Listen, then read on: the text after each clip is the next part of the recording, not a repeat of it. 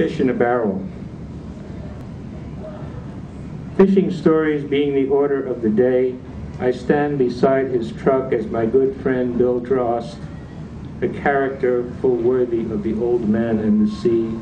thumbs through the shelves of his 83-year-old library. He stops at one, his face saddens, and tells me of the time he saw some so-called fishermen just tied up at the dock, drunk and full of raw pride and boasting, fill half a Smithtown barrel intended for trash with bluefish, torn from the sea for sport.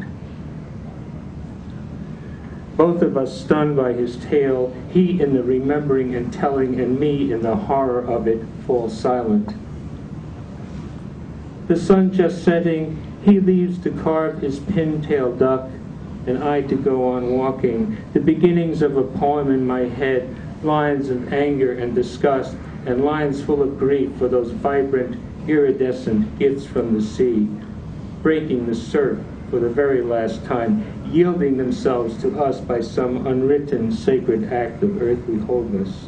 of completeness, and of closure. The poet Gibran once wrote, "But since you must kill to eat,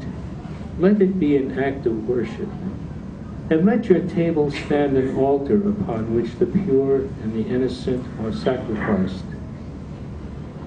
Another has said that casting a hook into the sea is like offering up a prayer, and the eating of the fish a sacrifice, the yielding of one life for the sake of another, an act of worship. Not worthy of the name fishermen,